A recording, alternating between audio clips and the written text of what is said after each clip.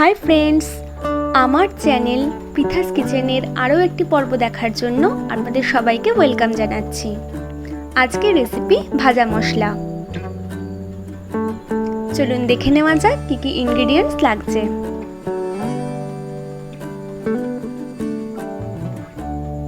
এবার প্রসিডিওর দেখে নেব। একটা ফ্রাইং প্যান নিয়েছি, এর মধ্যে আমি 1 কাপ মতো গোটা জিরে দিয়ে দিলাম। এবার এর মধ্যে এক এক করে হাফ কাপ কালো জিরে আর 1/4 কাপ মতো গোটা ধনে অ্যাড করে দিলাম। দিয়ে শুকনো খোলে এরকমভাবে নাড়িয়ে নিচ্ছি। এতে কিন্তু কোনো রকম তেল দিতে হবে না, এমনি শুকনো খোলা এটাকে কিন্তু এরকমভাবে একটু নাড়তে হবে। আর খেয়াল রাখতে হবে যাতে পুড়ে না যায়। এর মধ্যে আমি 3 টেবিল স্পুন মৌরি অ্যাড করলাম, 3টে শুকনো লঙ্কা দিলাম, একটু নেড়ে চেড়ে নেব।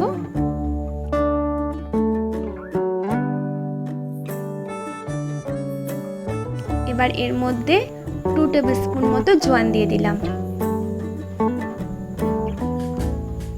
2 টেবিল স্পুন মতো পাঁচফোড়ন অ্যাড করে দিলাম। এবার এই সমস্ত মশলাগুলোকে ভালো করে নেড়ে চেড়ে নিতে হবে। গ্যাসের ফ্লেমটা লো রেখে কিন্তু এই পুরো প্রসেসটাকে করতে হবে, নাহলে এটা কিন্তু পুড়ে যেতে পারে। এটা হয়ে গেছে করা। এবার আমি একটা মিক্সার গ্রাইন্ডারে এটাকে ঢেলে নিচ্ছি। এটাকে এবার গুঁড়ো করে নেব। একদম ডাস্ট পাউডারের মতো করব না, একটু আধ ভাঙা এরকম গুঁড়ো করব, তাতে কিন্তু এটা খেতে মানে টেস্টটা খুব ভালো হবে। তো গুঁড়ো করে নেওয়া হয়ে গেছে। এবার আমি একটা প্লেটে এটাকে ঢেলে নিচ্ছি। আপনারা দেখলেন পুরো প্রসেসটা। ঘরে যা ইনগ্রেডিয়েন্টস থাকে সেই সমস্ত দিয়েই কিন্তু খুব সহজ পদ্ধতিতে এটা আপনারাও বাড়িতে বানিয়ে ফেলতে পারেন।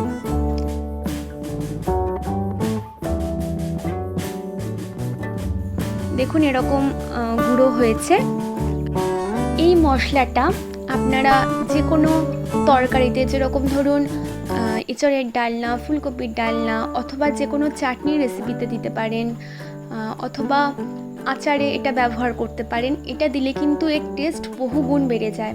খুব সুস্বাদু একটা মশলা এটা। এটা খাবারে দিলে পরে এর স্বাদ, খাবারের স্বাদটা একটা অন্য মাত্রা নেয়।